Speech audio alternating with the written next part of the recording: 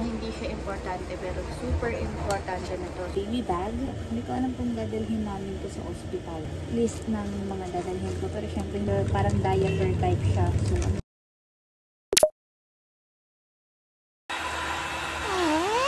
hi! So for today, okay. Buti yung naalala kong gawin tong hospital bag video. Magdamag ako nakahiga dahil nag-start na mag-cramps yung aking chan. So, my 37 weeks today. Pasensyahan nyo na yung ganito kong haggardness na face. Wala na akong panahon mag-ayos. So, this is our hospital folder documents. Lahat ng laboratories, medicals, and everything nandito na. So, isahan na lang. Valid IDs, photocopies, lahat to kakailanganin nyo guys. It's a very must-have. Kailangan naka-documented siya. Tapos, make sure all your documents, original, meron siyang mga photocopies. Ako, nag-photocopies na ako ng mga documents. So, akala nyo hindi siya importante pero super importante na to. Sobrang nadadalian ako dito kada check-up ko kasi lahat ng talagang hinahanap ko is alam ko na kung saan ko siya hahanapin. So, kailangan nyo siya. It's very, very must-have. Bumili kayo ng clear book para sa mga documents nyo. Magagamit nyo na rin to in the future, in lifetime na siya. Kasi dito nyo naman i-store yung mga births nila. Kalimutan nyo na lahat. Huwag lang ang inyong mga documents, kung prenatal records nyo. Tapos, kailangan alam niya ng asawa nyo, ng partner nyo, or kung sino man yung makakasama nyo sa ospital, alam nyo nilalaman nito. Kasi, sila ang mag-aasikaso at maglalakad-lakad after or during pregnancy. Baka hanapan sila ng mga documents, ng mga nurse, and kung sino man. So, next is, yes, my Aqua, my favorite tumbler from Aqua. Ayan. It's a very must-have. Lalo na ito, gamit na gamit ko to sa monthly check-up ko. Ito talaga yung partner ko kasi hindi pwedeng mawawala si Aqua sa akin. At syempre, kailangan to. Basic needs kapag nasa hospital ka. Dapat meron kang mga ganito. And utensils na rin, if ever lang kakailanganin, syempre. Diba? Ginuhot ko yun. So, this is the baby bag. Itong bag na to is kay Zachary to. Yung aking pamangkin. Pinamana niya to. Kasi nga, ano pa lang siya, kaka 1-year-old lang niya. So, marami pang mga baby stuff na mapapamana sa akin nito. Hindi ko alam kung dadalhin namin to sa ospital. Pero, hindi ko sure. Kailangan ba? Kasi pag nagpa-deli to. Kaya kung ito binili kasi para siya sa baby. So, nagagamit ko siya ngayon from family. Kasi hirap ako. Ito na, ngayon ko lang nahirap. Nafe-feel yung hirap. Nandito sa bag na to, of course, the baby wipes. Itong isang buo na to. Okay na siguro yung isa. Hindi naman siguro kami magtatagal sa hospital. Unscented siya. It's perfect for newborn. It's baby wipes from Clifant. By the way, bigay ko na ng ninang niya. Ninang Dayan. Next is, andito yung mga list ng mga dadalhin ko. Pero syempre hindi kasya dito lahat. Pero na-list down ko yan. Nakatulong to kasi hindi ko alam yung mga dadalhin ko nung una. And gumawa pala ako ng ganito. Para mapadali yung do the research guys. Kasi ayun din yung nakatulong sa akin kung ano ba talaga yung mga dapat dalhin. Or yung iba nag-overpack. Ako kasi ayoko na mag-overpack kasi hindi naman ako yung mag-baby. So, I have here the tissue. Face mask is a mask pa rin. Okay, hindi na inaalaw sa hospital ng mga face mask. Pinaka ng mga ganito, it's a breast pad. Siyempre, minamanifest ko na yung mga leakage. Ito, cotton buds. May pie. Ito yung cover kapag nagpapa-breastfeed kay baby. You have to bring your cover. So, ito, hindi na ako bumili. Dapat, nasa cart ko siya, pero binigay din ng tita ni Ray. So, thank you, Mama Rhea. course, unscented na shampoo ni baby. Then, one pack of diapers.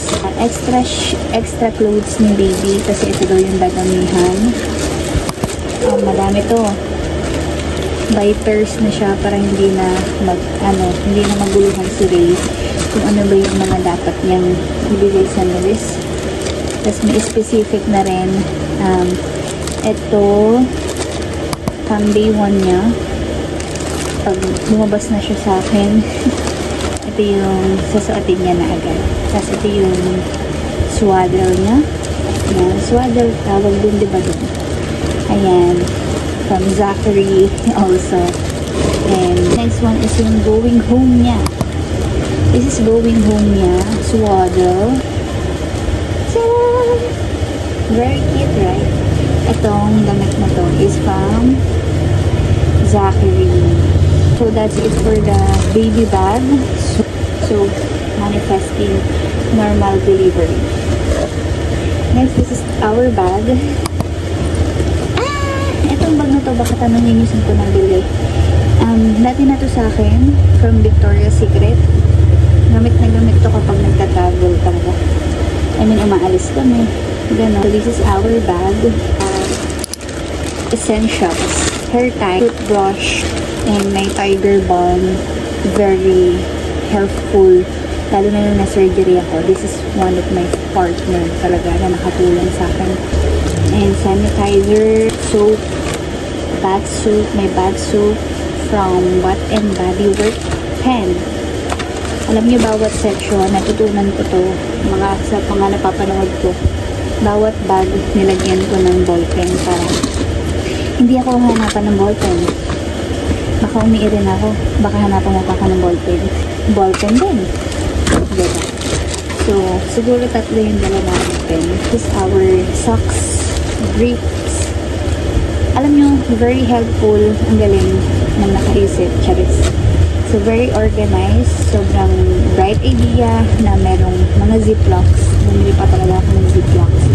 And, nakatulong siya sa akin kasi na-organize dito yung mga underwears, socks, and parang hindi na maghanap-hanap. Bring this with me kasi after birth, corset, binder, kung ano man tawag dito, may alcohol. Ito, binili ko to sa TikTok for only 150 yung binayaran ko.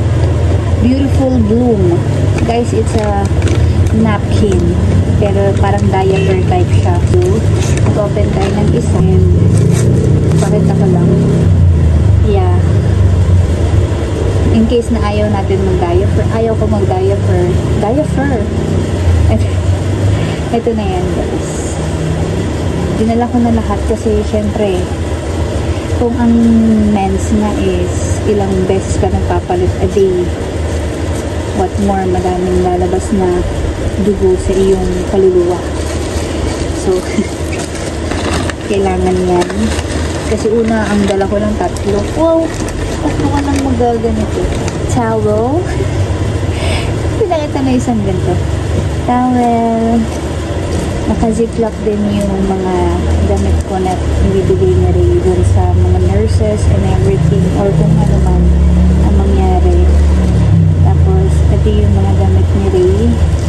Tag-tatlong pair lang kasi umulit na lang siya ng damit. Ganun din ako. That's it for my hospital bag. Just a tip. This is my first time. Syempre, hindi ko alam yung mga gagawin. To all the first time mom out there na hindi alam yung mga gagawin kung paano mag-nesting, to prepare, hospital bag, and everything. Do your research. Very makakatulong siya. Hindi lang isang video ang panoorin nyo. Halos lahat panoorin nyo kasi nakakwento na din ng mga naka-experience na. It's very, very helpful ha.